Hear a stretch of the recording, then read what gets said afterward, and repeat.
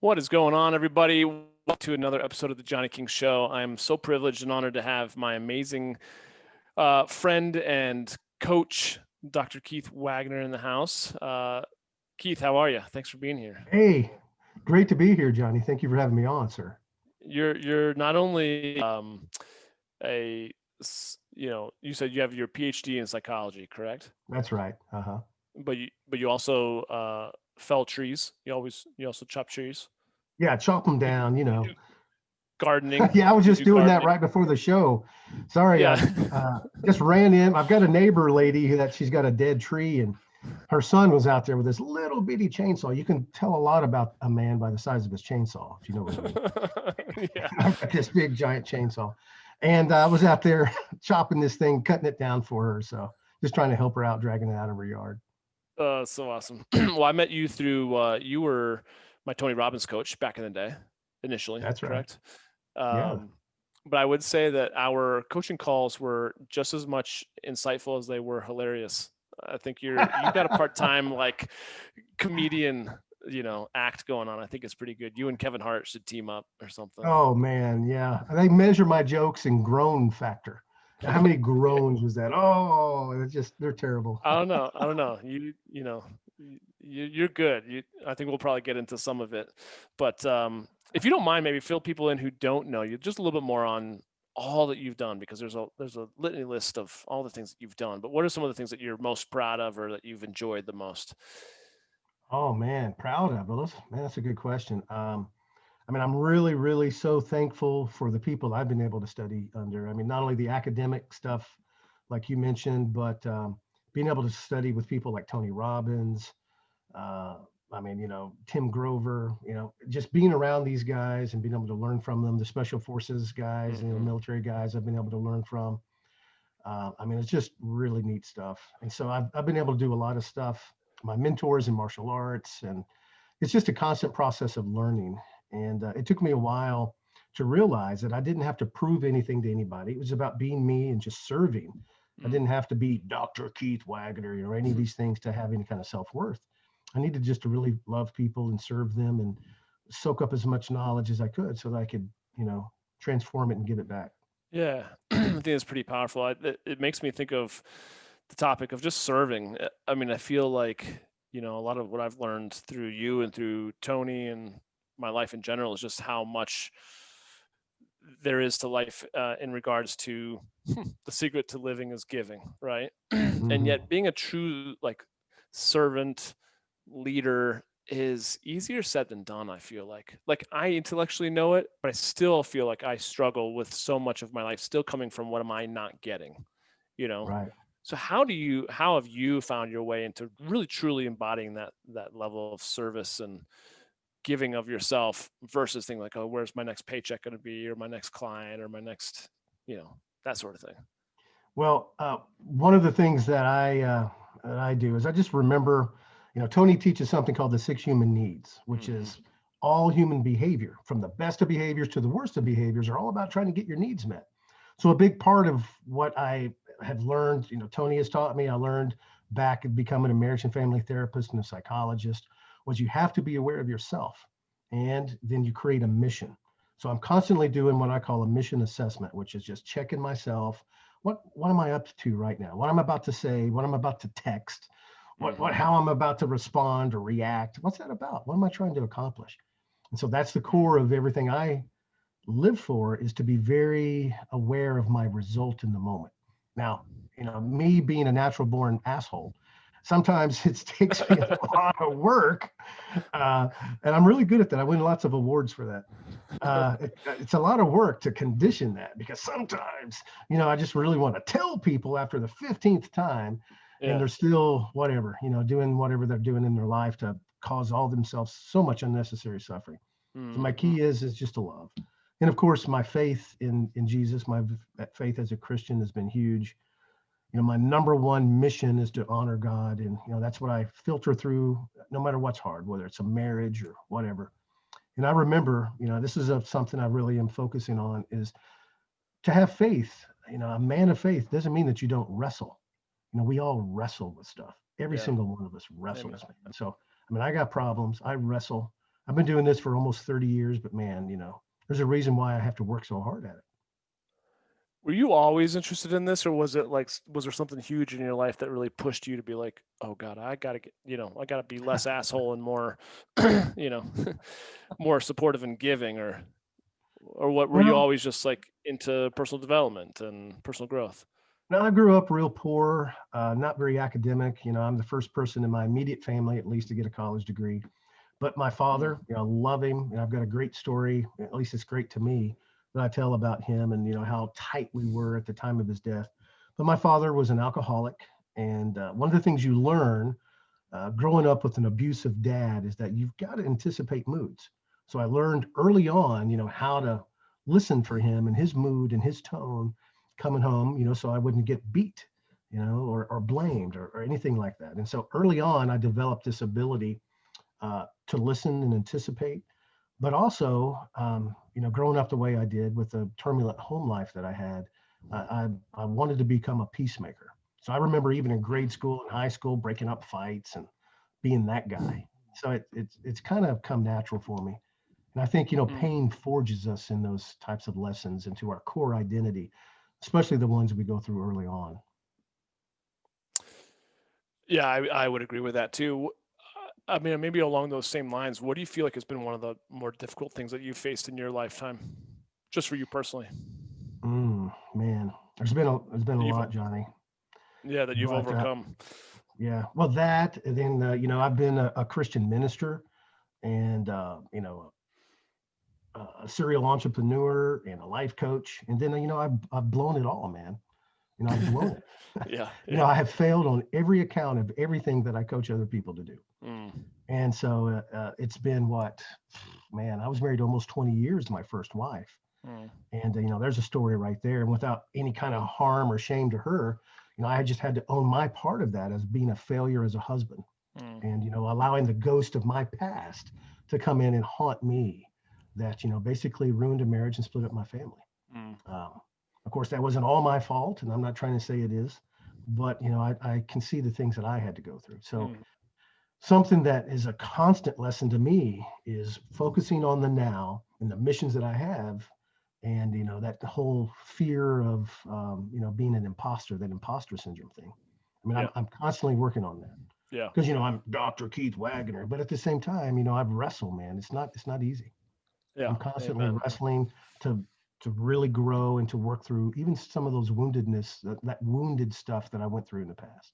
It's still here every single day.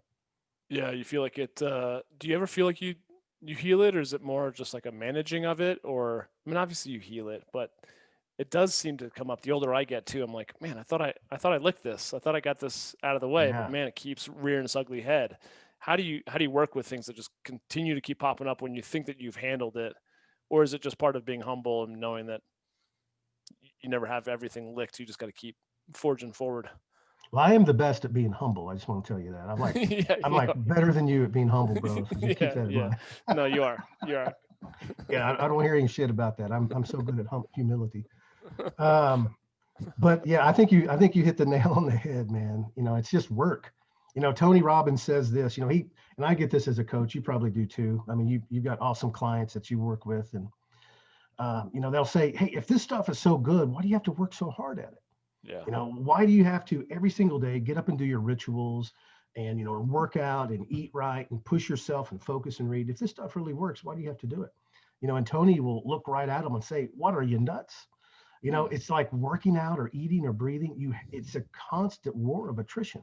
You yeah. have to constantly press forward, man, and do it. And Yeah. so, yeah, I got to get up every single day and be that guy. I don't know if you've heard this phrase, but there's a guy named Tim Kennedy. I really love his phrase. It's called "be hard to kill." And so I've adopted that in my own life, hard to kill. And that's not just somebody breaking into my home, and somebody trying to beat me up.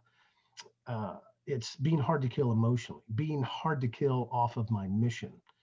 Mm, That's something that I really focus on. Is I want to be hard to kill when right. it comes to all this stuff I've ever gone through, man. All that stuff. I didn't go through that for nothing. That was training. In my Yeah. opinion, that was God's way of saying, Keith, you've got a bigger purpose.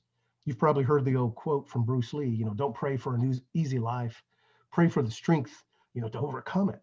And so I really have adopted that ideology. To me, that's what this is. And man, I still have a lot of hard stuff in my life, maybe not compared to others, but it's hard to me.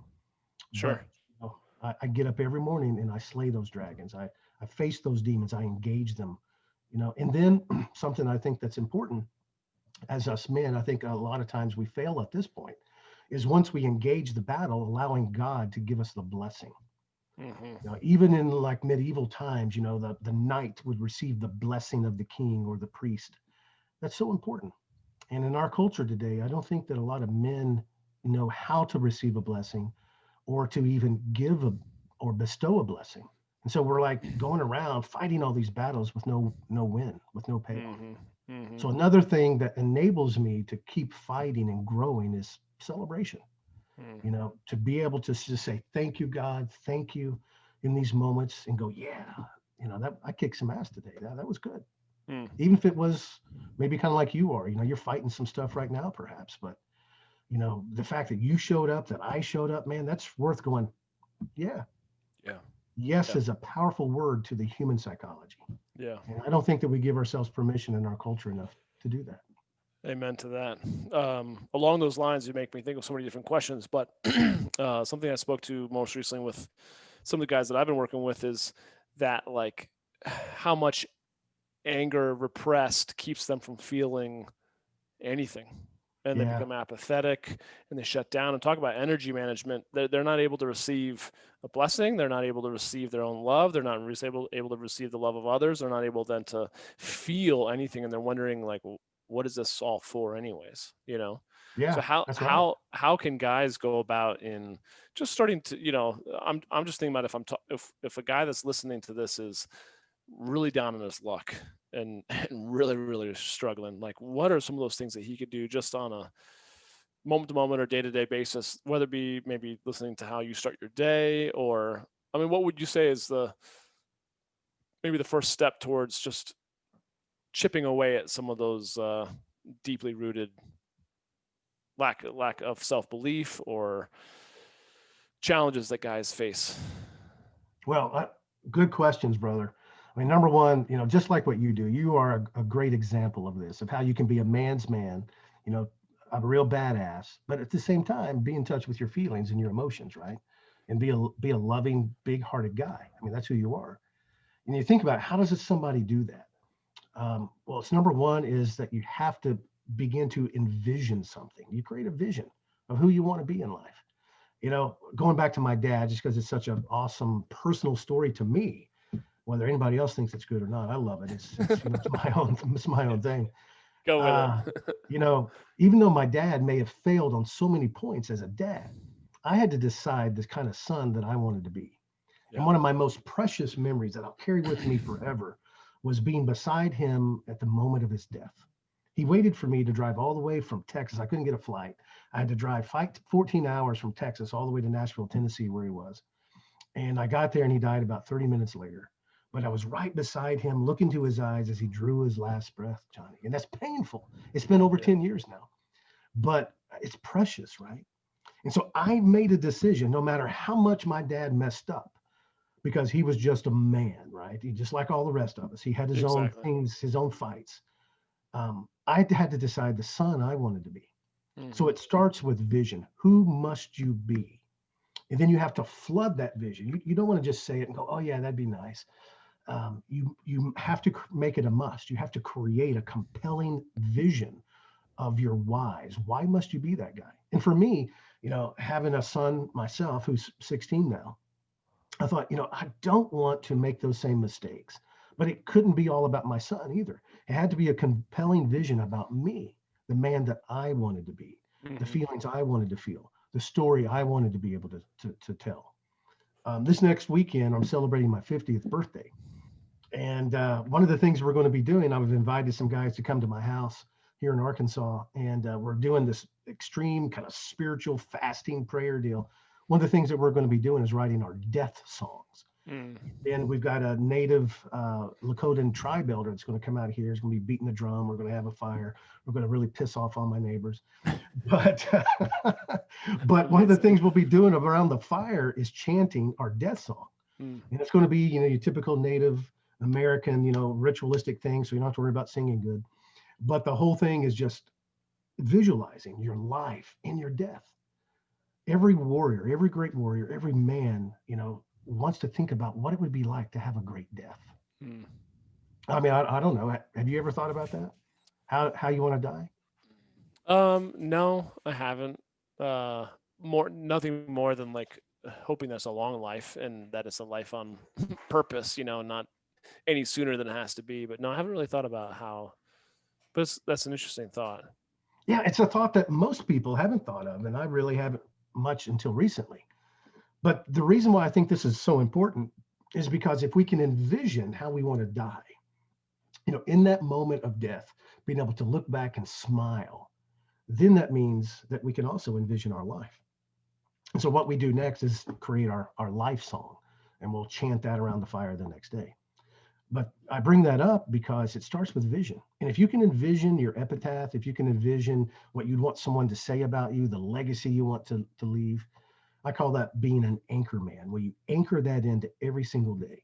That makes you hard to kill because it's all about that moment. And as a minister and as a coach and as a counselor, I've been beside a lot of people on their deathbeds and in some of their last moments of life.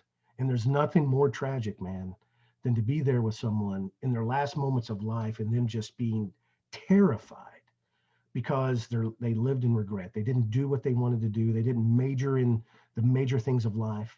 And that is just so horrible, man. I've been able to be with those people and I don't even know what to say.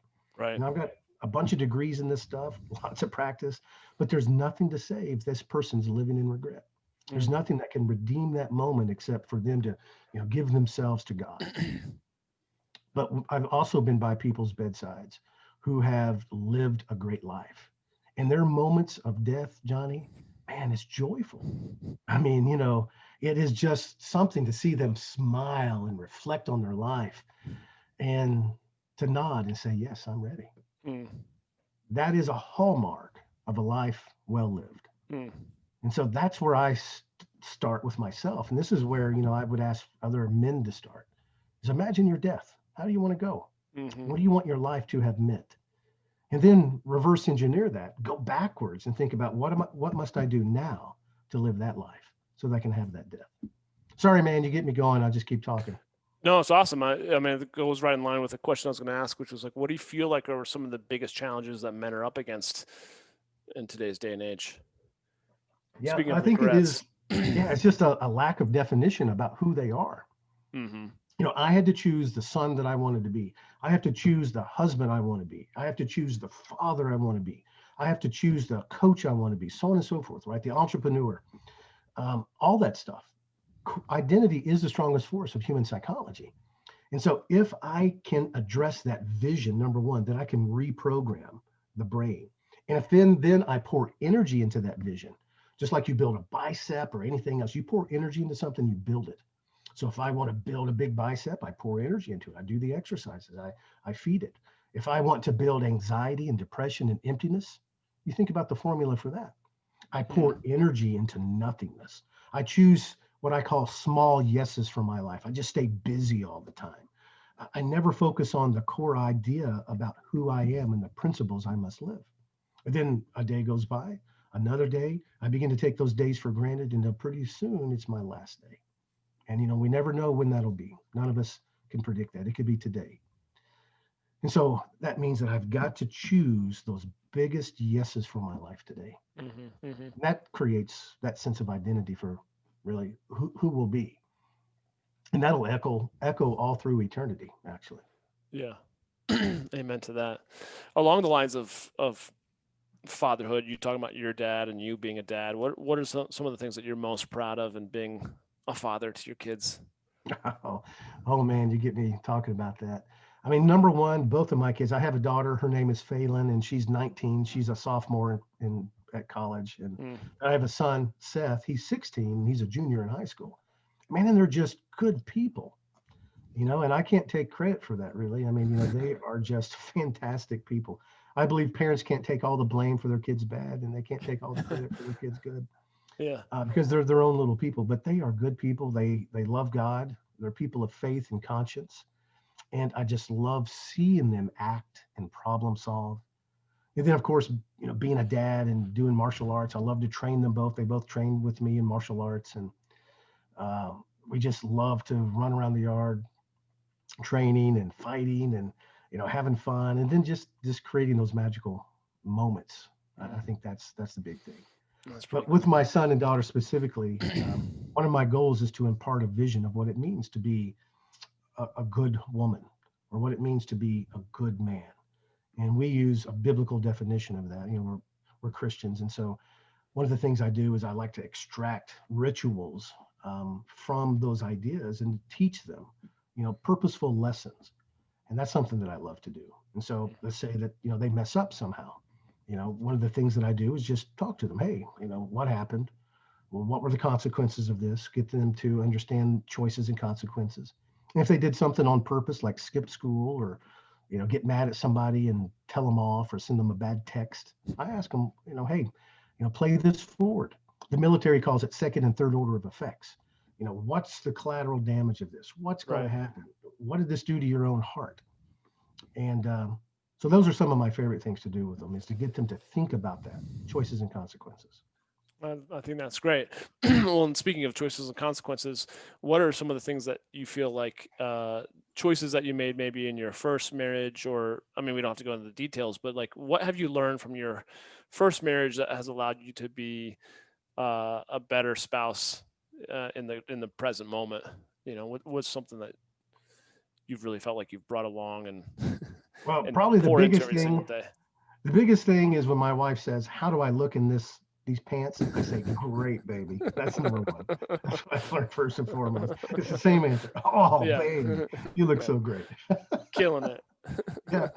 But one of the things that I major in with my wife is help her to feel seen and important. Number one, always make sure that your woman feels seen, which means that you can look into her eyes and you can hold that moment with her as a man.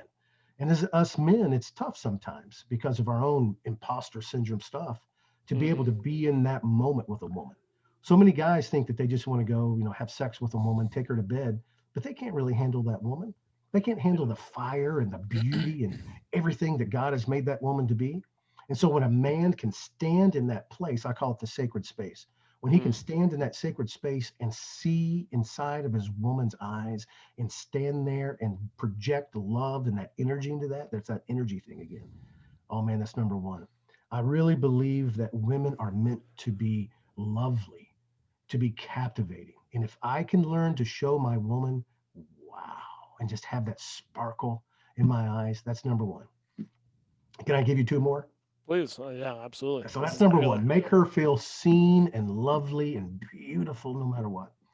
Number two is always help her express her voice. She wants to be understood. Now, I really believe that I suffer from manliness, as you do too. We suffer from man brain, Yeah, whatever yeah. that means, masculinity. And so I'll never completely understand a woman. And so what I teach is that you don't have to understand the nuances.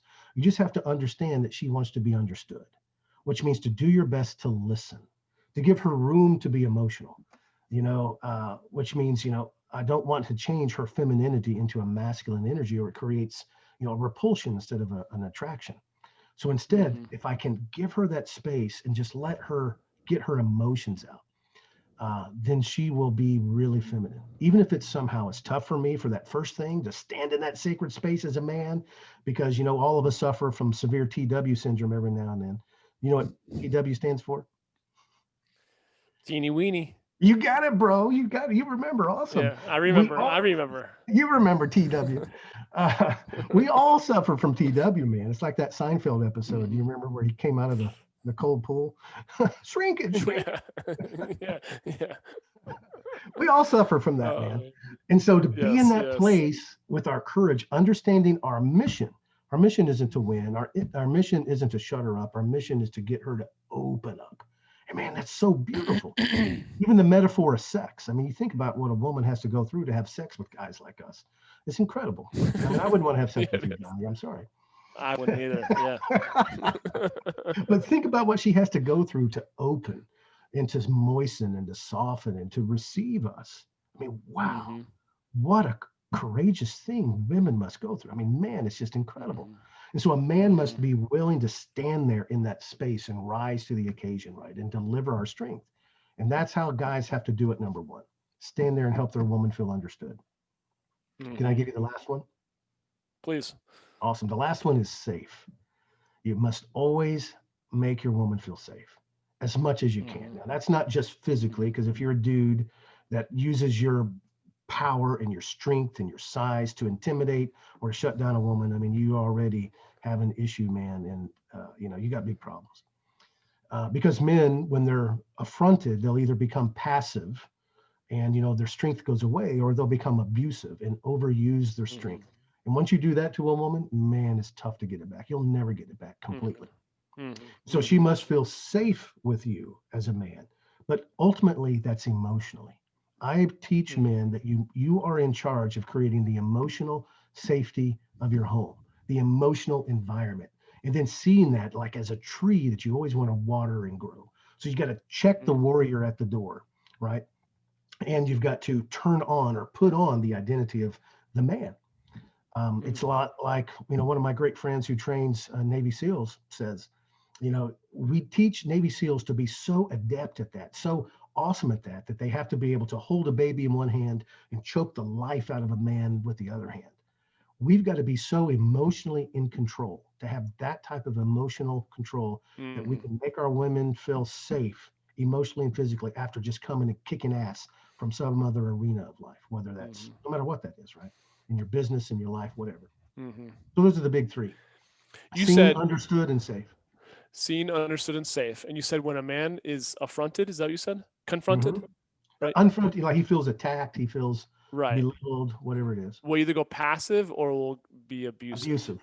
That's right? right. It's well, I mean, not always, right? Like he could choose. What's That's when the it goes wrong. when it goes wrong? It's either Yeah. passive, low energy, or abusive, Or high abusive. energy, right? That's right. Versus, like you said, yeah, okay. Just wanted to make sure, but that makes sense. I think the passivity, talking about again the energy side of things. That's I feel like I'm just seeing a lot of that. I've challenged with it all the time too. Like you said, just kind of fighting that fight against mediocrity or sedation or just kind of falling victim to like apathy is a challenge that I'm often up against. But I also see a lot of guys dealing with, especially with just pandemic and the Oh yeah, world and COVID stuff, man. so much stuff going on right now. Like 900% increase in domestic violence. It's crazy. Yeah, yeah. Well, and I think suicides is on the up and up, which is tough. How have you dealt with just the uh, with COVID, with and how have you dealt with in your family versus your business? How have things been over this last year for you? Because we saw each other just about a year ago. I think it was February. Yeah,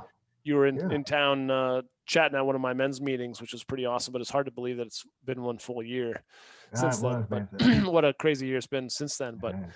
how are you feeling about about just the past year?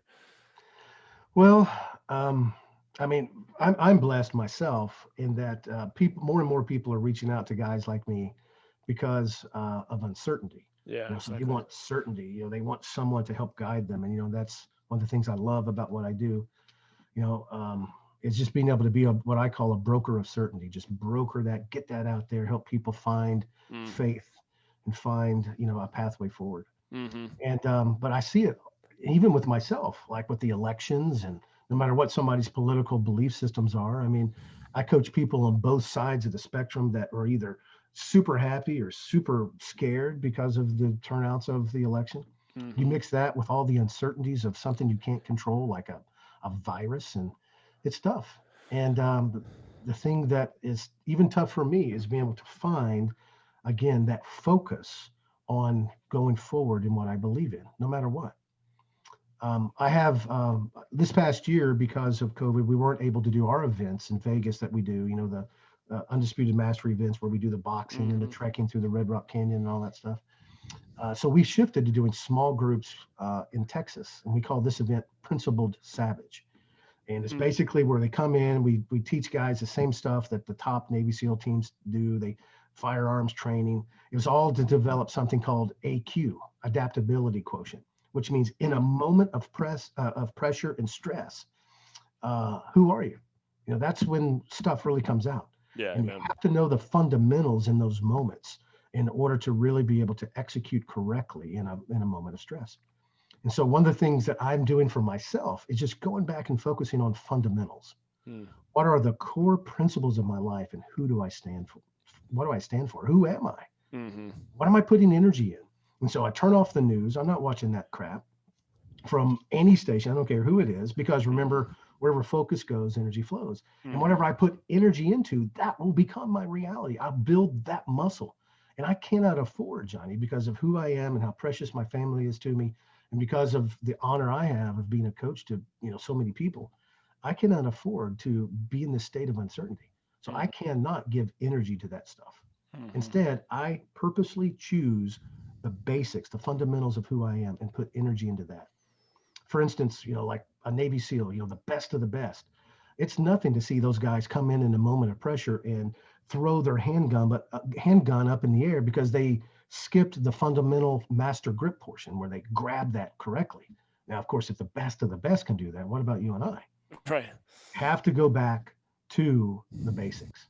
So that's what I'm teaching people. Ask yourself, who are you? What kind of man do you want to be during a pandemic? After this Mm-hmm. thing is over, what do Mm-hmm. you want to have written about you or said about you? Or what do you want to be etched in your wife's heart or your lover's heart or your children's heart or whomever it is that you lead? When we put the focus on that, shine that light on that, then we can take a deep breath, really get into a state and begin to answer that question, Mm-hmm. which means that I have to be able to put energy into it, focus onto it, to take action, to go back to those basics. Mm-hmm. Well, you're talking about kind of a ritual experience, a pass, a rite of passage, if you will. And I know, like you said, with COVID, some of your events were sh- shifted. Hmm.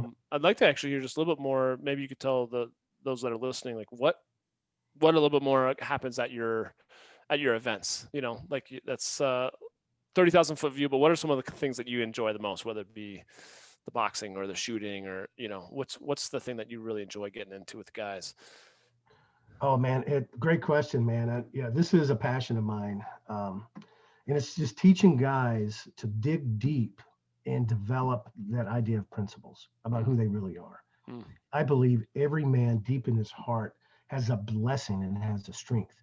But I also believe that through woundedness, through life, if I can use this term, the enemy, he seeks to wound us in that strength. And so, and a lot of times men thinks that, their biggest weakness is, just a huge mess up or a flaw that becomes an unsolvable problem in their life that they can't get rid of. mm, When in reality, a lot of times, this place or their greatest mess ups in life is a hint to their very core mission, their strengths. And so, one of the things I like to do is go in with guys and wherever they've been wounded as men, whether that goes all the way back to their childhood or wherever that is, and help them just unfold that and discover how they can take that and totally turn it inside out, judo flip it, if you will, and turn the greatest pain of their life into something that's a blessing, where they can say mm, the most powerful words, I think, in the English language, which are thank you, thank you. To think about, the hardest, darkest time and moment. How awesome is it to completely make those moments yours and to own them by saying thank you to them? That's powerful, man. And there's mm. nothing that invigorates a man and his sense of self and his sense of mission and power like being able to do that. Yeah, which makes me think of one of my last questions as we wrap things up, kind of about the whole idea of becoming kings of our kingdoms of our life, just being the That's it, best man. versions of ourselves, and men that we can be proud of, like you said, when that last day comes, looking Yeah. back. I look at you, and I've always just admired you and your relationship with your woman, and your relationship with God, your relationship as a father with your kids, like the work that you're doing, the passion you're doing, the Oh, amount thank you, of brother. the knowledge you have is just, and the amount of fun that you have doing it. That's really the thing that I love the most about you. Because you could be very stale and stagnant as someone who knows so much, and yet you have fun with it all. But I mean, I think the elders, elders only because you're older than me, but you're not that old. I feel like have such a big place in the world of men, right? And very few of us have had, myself included. I've got a great relationship with my father now, but it took a lot of healing. Um, me looking up to you, you looking up to other men, your father, whomever. Like, what do you feel like is the maybe one of the biggest things that you're looking to accomplish in your life as you continue working towards becoming king of your life, having that abundance in all areas, on all facets of your life? Well, man, great questions, brother. One of the projects that I'm working on right now is something called Operation Rescue Children. And Mm, it's a nonprofit organization where we help train teams around the world who are in place stopping human trafficking. And so my vision for myself, if I heard you correctly what the question is, yes, yes. my vision for myself is to put more energy into that, put more time, put more resources. We had some guys from Nepal here staying with me just last week, and man, just to see these people. I mean, I just look up to them so much. They have just completely given their life to live in the middle of these places that are just overcome and by just darkness, man. And Hmm. Hmm. those are the people I look up to. I'm like, man, I do so little compared to that. But that's where I see for myself. Yeah. And what I hope is that men, through the coaching, through the life that I'm living, that men all around the world will see that. Like I love what you are doing with your coaching, with your ministry, the things that you got going on, Johnny. Excuse me. Teaching men to be kings, to know what that means, Hmm. and to unpack that term in reality. So it's not just some kind of superficial thing, Right. Right. about wealth or the acclamation of materials, but really just really to know what it means to be that humble servant leader, Hmm. whether that is of yourself first, right, in your mission in life, to find that purpose where you can give back. And it reminds me like what Roosevelt said, like the warrior in the arena, where you just give it all out there so that finally you can really be in this place where you can smile because you held nothing back, not 1 ounce of energy. Hmm. And that's where it's all about fulfillment. Hmm. Because people who are greedy, people who think that all that they have or all that they earn is just for them to keep and to consume, those people are miserable, man. I Yeah. coach lots of those guys, billionaires.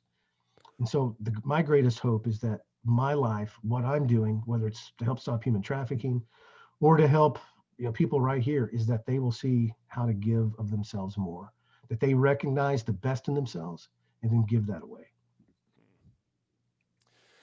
I couldn't think of a better way to wrap things up with that. That's I completely agree, and that circles back around to like one of the very first questions I asked, which was kind of like, how do you transition truly into being a servant leader? It's Mhm.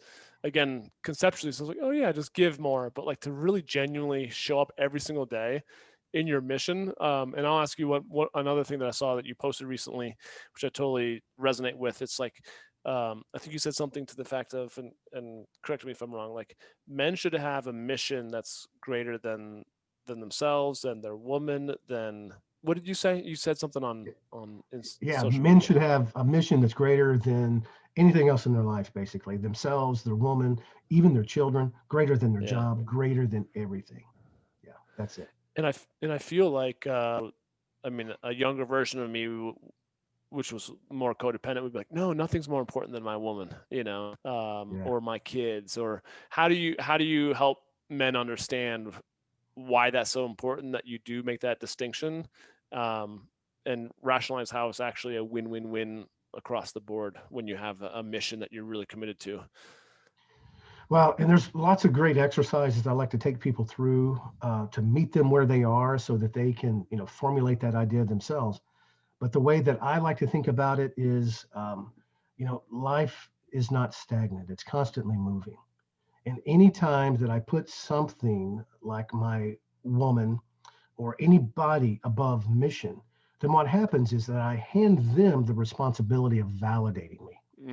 And Mhm. anytime I give someone the ability to validate me, I also give them the ability to invalidate me. Mm. So, and that's a weight that children and that our woman, they're not meant to carry, and they can't. And Mm. if you notice the guys who make their woman the most important thing, they're constantly going to them for affirmation and validation. that woman begins to be repulsed about them because they have to become masculine to develop the strength to carry the validation burden of that relationship. Mm-hmm. And so a man having a mission means that he's able to see direction to take everyone in his family in that way, or anyone that he's leading. And it's always in that, excuse me, it's always in that transcendent cause that creates the movement in life that adds fulfillment. Mm. So I That's teach that in many that's different so ways. That may have been a little awesome. wordy, bro. I'm No, sorry. no, that was actually so perfect because to me that really resonated. Like, yeah, of course, if you don't have a mission, well, then you're going to be looking to if you're giving away your power to validate yourself, That's it. to anything else other than your mission, well, then you're going to be blown in the wind. That's it, man. That's it. That's it. Yeah, That's yeah, exactly right. And you and notice the old idea that the woman likes the bad boy. Women don't like bad boys. They like guys with a mission. hmm And the idea of the bad boy is, this is a guy who cares more about what he's got going on than he does her. hmm And to be a good man, loving your woman as your queen, a king loving a queen. I mean, you think about that. I mean, think about any cool movie with kings and queens, like hmm 300, for instance. hmm I mean, what a great, movie example of how that dynamic works. You love her enough to leave her to go do something epic, something wonderful. But it's from an agreement from king and queen. Again, hmm not passive, not hmm abusive, but a place of agreement where you both are in the vessel, in the ship, sailing in the same direction. hmm hmm Good. Well, thank you once again for your time, for your knowledge, for your love and your gifts. Just sharing that with, I mean, with the community. But we could keep talking about this forever and ever. I could seriously keep going for another hour or two. But I know Awesome, you man. Well, got thank you, more brother. trees Hey, to cut man, down. you're doing awesome stuff. I mean, when I was out there with you in Denver last year, I mean, man, you had a great group of guys. And I just want to say to anyone listening, get with Johnny King. He's got some great stuff going on to help you. And if you're a man struggling with purpose, trying to figure out no matter where you are in life, whether you've got it all and now what, or if you're struggling with things that you're just trying to understand, wait a minute, why can't I get a woman? Wait a minute, why can't I hit a stride in business? Or if you're just empty inside, get with Johnny King. I mean, this guy can help you find that purpose and that stride. That's what it's about. Well, I appreciate that. That's more than more than generous. I would say that I'm creating a growing community for sure. But in terms of that, what I love about at least the podcast, just connecting in the men's meeting is just connecting with other thought leaders and coaches. Because the older I get and the more work I do, I realize I cannot serve, nor do I know enough to be able to be everyone's guy. So in that sense, that I think that's why I wanted to get you on and have a little bit more time to talk about your retreats and things like that. So granted, the landscape of the world keeps changing, but It what does. if guys wanted to kind of clue in into what more you got going on in 2021, your retreats, your coaching, like where can they find you and connect with you? I mean, they can just hit me up on my website, keithmwaggoner.com. Or, I mean, look for me on social media. I'm that real good looking guy. Yeah, And so yeah, just that guy. that guy. Just Keith M. Waggoner, Waggoner. They can find me there. And or if you have anybody that you'd love, for me to help, I mean, I'd love to Yes, partner with you. And no doubt. I'm always here for you, brother. That's awesome. And then what do you have any actual dates for retreats coming up? We don't have a date for our Undisputed Mastery stuff in Vegas yet, just Yeah, because it's just so uncertain. for I mean, sure. even Tony Robbins has shut down all of his live events and has gone hmm virtual. hmm We are offering free virtual stuff online, and we've got all kinds of awesome dudes. And we'll have another one of those on there this next month.